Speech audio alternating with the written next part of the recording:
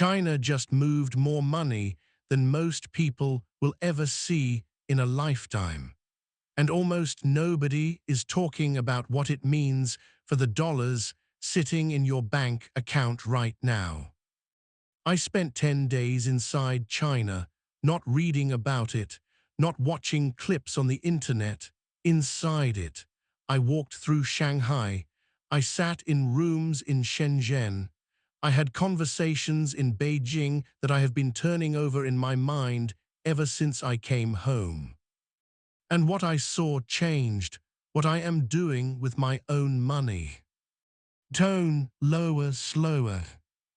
I want to be clear about something before I say another word. I am not telling you what to do with your money. I am telling you what I personally saw, what I personally concluded, and what I personally did in response. You make your own decisions, but I cannot stay silent anymore about what I witnessed.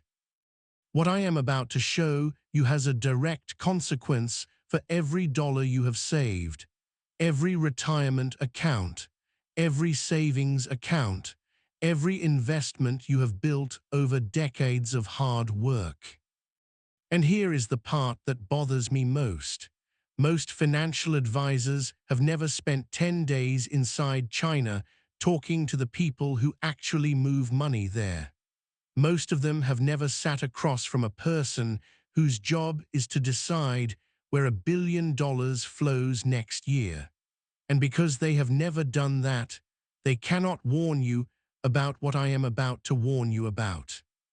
Stay with me through every single minute of this video, because at the halfway point, I am going to reveal the one number I saw in a meeting in Shenzhen that made me come home and restructure a significant portion of my own portfolio. One number, and it will change how you see your money. Do not skip ahead. What I show you first makes that halfway number land with the full weight it deserves. Subscribe right now and stay with me. Let me start with the moment that changed everything for me on this trip. I was sitting in a room in Shenzhen with a group of people whose job is to allocate capital across global markets. These are not commentators. These are not journalists. These are people who manage large pools of money and whose decisions actually move prices. I asked them a direct question. I said, "Do you believe the American financial system is still the center of the global economy in 20 years? Every single person in that room gave me the same answer without hesitation. They said, "It depends on what America decides to do in the next 3 years." That is not a yes, that is not a no, and that is the most important thing anyone said to me in 10 days. Because what it means is that the people closest to where global capital moves believe we are inside a decision window right now. Not 10 years from now, not a generation from now. Now. I asked the same question in Shanghai 2 days later. Different people, different room, same answer, almost word for word.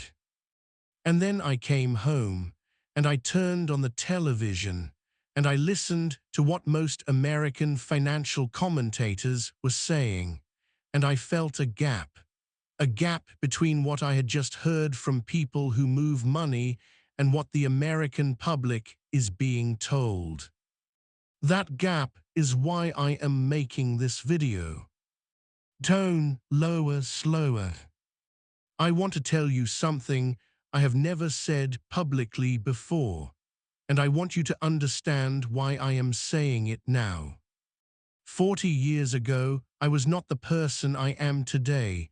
I was young, I was confident, and I was wrong in a way that cost me everything I had built. I had made a series of bets based on what I was certain would happen. I was certain. I had done the research. I had talked to people. I had built the models, and I was wrong.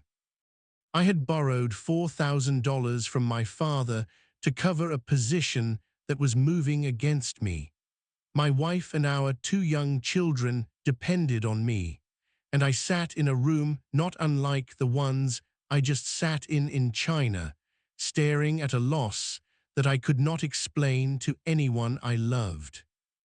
That failure taught me the most important lesson of my career. The most dangerous financial events in history never feel dangerous when they are happening. They feel normal. They feel like someone else's problem. They feel like the experts have it under control. And then one morning the number changes and everything changes with it. I never forgot that morning, and every time I travel now, every time I sit across from people who actually move capital, I am listening for the signal underneath the words, not what they are saying, what they are not saying. In China last month, what they were not saying was loud. Now let me show you exactly what is happening with global capital right now. And here is the revelation I promised you at the halfway point. In that room in Shenzhen, one of the people I was speaking with pulled up a chart on his screen.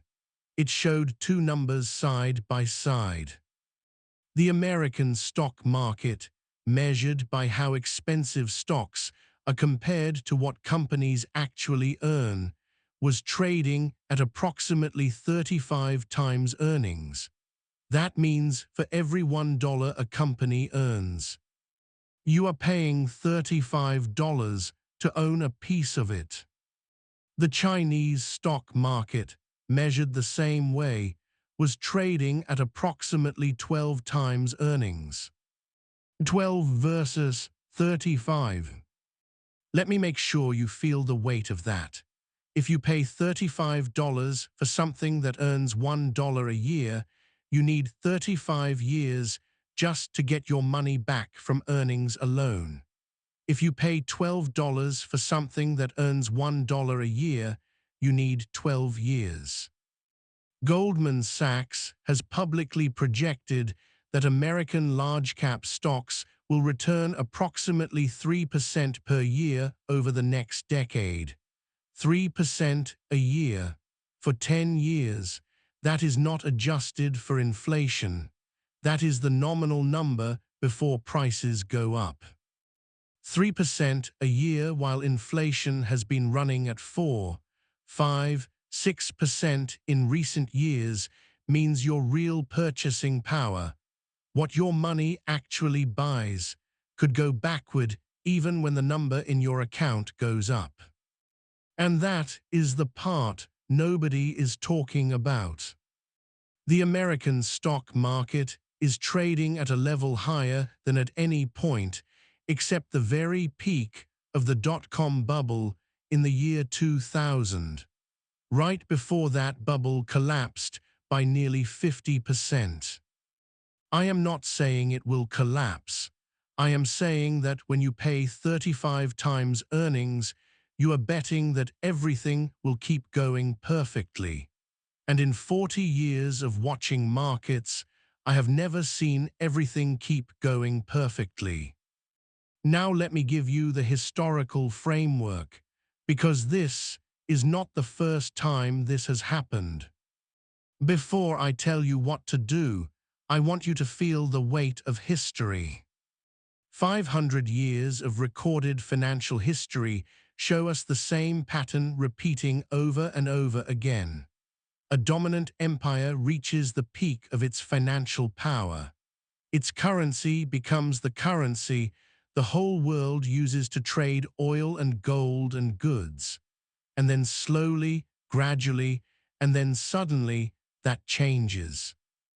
In 1637, the Dutch Empire was the financial center of the world. Dutch guilders were what everyone wanted. Dutch ships carried the world's goods. And then over the next 50 years, the slow shrinking of what the guilder could buy began. The people who held only guilders lost wealth. The people who diversified into the assets of the rising empires kept their wealth. In 1956, Britain faced the Suez Crisis.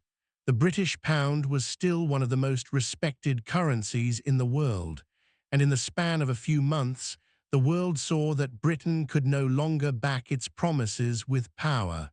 The pound lost value. British citizens who held pounds only watched their savings shrink. The people who held gold saw their wealth protected. In 1971, the United States broke the agreement made at Bretton Woods in 1944. That agreement had tied the dollar to gold. $35 equaled 1 ounce of gold. When President Nixon ended that agreement, gold was freed. Over the next decade, gold rose from $35 an ounce to over $800 an ounce. That is more than 20 times in 10 years. The people who held dollars in savings accounts saw their purchasing power cut roughly in half over that same decade. The people who held gold kept their wealth and multiplied it. In 2000, at the peak of the dot-com bubble, the American technology market was trading at prices that made no mathematical sense. Everyone knew it on some level, but the money kept flowing in because everyone believed someone else would buy at a higher price. And then the market fell by nearly 50% over the next 2.5 years. People who were told to stay invested and not panic lost half of everything they had put in at the peak. In 2008, the financial crisis that most people thought was impossible happened. Banks that had been called too big to fail nearly failed. People who had been told their home was their best investment watched the value fall by 30, 40, 50% in certain markets. Tone lower, slower. I was not surprised by 2008, not because I am smarter than anyone else, but because I had learned in 1982 that the most dangerous financial events never feel dangerous when they are happening. They feel normal. They feel managed. They feel like the experts are on top of it. Until they are not. Now let me repivot back to today, because history matters only if it tells us something about what is happening right now. Here is what is happening right now. Central banks around the world bought gold at the fastest rate in over 50 years during the last 2 years. Not hedge funds, not individual investors, the central banks, the institutions whose job is to store national wealth. They decided to hold less dollars and more gold. Gold has risen over 80% in the last 3 years. 80%. While most savings accounts paid between 0 and 5% per year. Your grocery bill is between 20 and 30% higher than it was 4 years ago, depending on what you buy. Your car insurance is up. Over 40% in many states. Your rent or mortgage payment has risen dramatically in most markets. That is the slow shrinking of what your money can buy. The number in your account may have gone up, but what it buys has gone down faster. Foreign countries are holding fewer American dollars as their backup reserve. The share of global reserves held in dollars has fallen from about 70% in 2000 to roughly 58% today.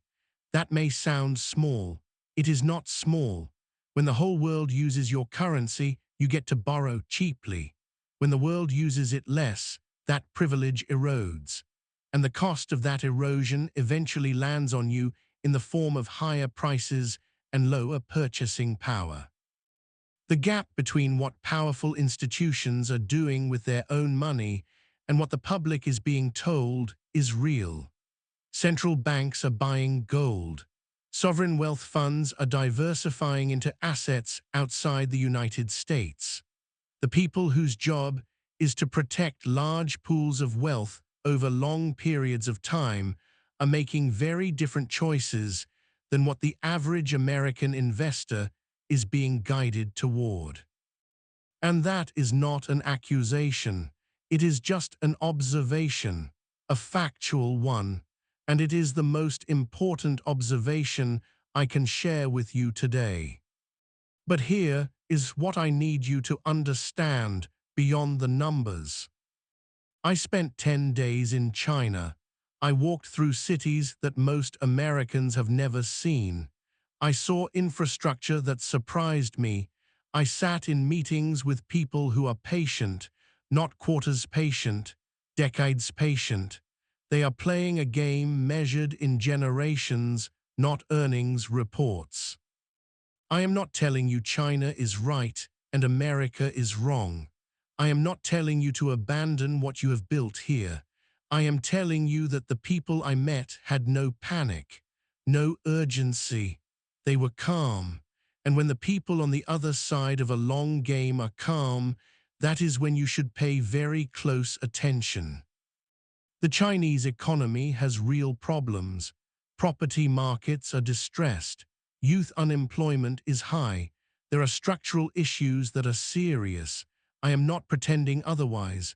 What I am saying is that the valuation of Chinese stocks at 12 times earnings compared to American stocks at 35 times earnings represents a mathematical gap. And mathematical gaps eventually close. They always have. In every market, in every era of history. Now let me tell you exactly what to do, and let me be absolutely clear. These are not instructions. These are the steps I personally took when I came home from this trip. You make your own decisions. You consult your own advisors. What I am sharing is my own positioning, not advice. Action 1. I moved 15% of my portfolio into physical gold and gold ETFs. Specifically, I used IAU and GLD, two well-known ETFs that trade through any standard brokerage account. These are not exotic instruments. These are the instruments that the people who understand the mechanism use to protect themselves. Central banks are buying gold. That tells me something. I decided to buy gold alongside them. Action 2. I reduced my exposure to large-cap American growth stocks to under 40% of my total portfolio. Not to zero, not to something dramatic, just to under 40%. Because when something is trading at 35 times earnings and Goldman Sachs projects 3% returns over the next decade, that is not a reason to own nothing, but it is a reason to own less than you otherwise might. Action 3. I moved 10% of my portfolio into international equities with specific exposure to undervalued markets. I used VXUS, a widely available international stock ETF that gives broad exposure to markets outside the United States, including markets trading at valuations significantly below what American stocks currently offer. This is not a prediction that international markets will outperform. It is a recognition that concentration in one market at peak valuations is a form of risk that is easy to overlook when everything is going well. Action 4. I built a position in TIPS, Treasury Inflation-Protected Securities. These are bonds issued by the United States government whose value adjusts with inflation. If inflation continues running above what the official numbers show in real-life grocery stores and real-life insurance bills, TIPS protect the purchasing power of that portion of your savings. I moved roughly 8% into TIPS through a standard brokerage account. Action 5. I kept a cash reserve equivalent to 18 months of my actual living expenses in a high-yield savings account earning above 4% annually. Not because I think cash is safe over the long term. I know it is not. The slow shrinking of what money buys makes long-term cash holding a losing strategy, but cash gives you the ability to act when prices fall. The people who had cash in 2009 could buy great assets at historic discounts. The people who were fully invested had nothing left to deploy, 18 months of expenses in yield-bearing cash, ready to move.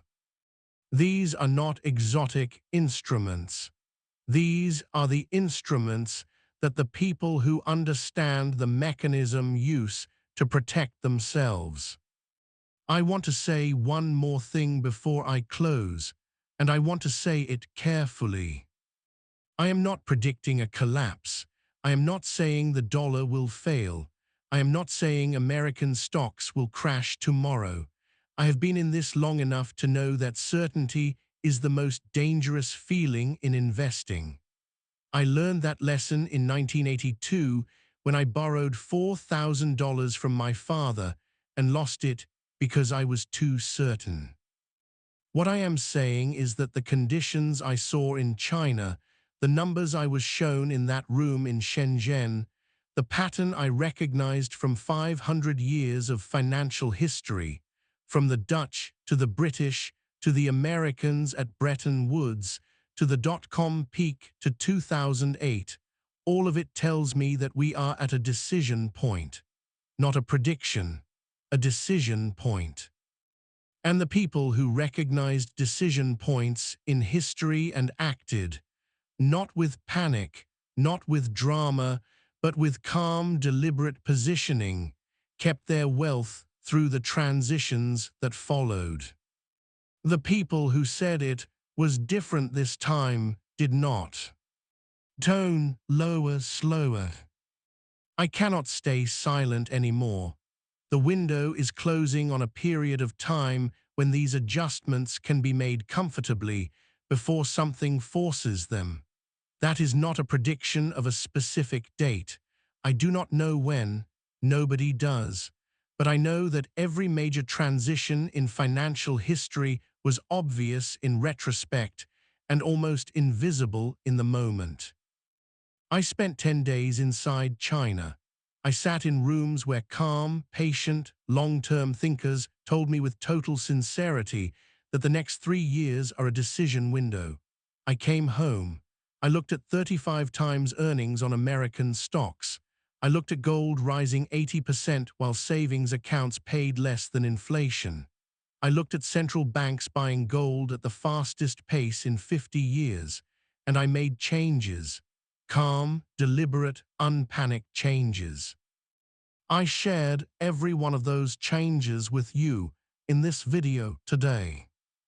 I just told you that the people who move the world's capital believe we are inside a 3-year decision window right now.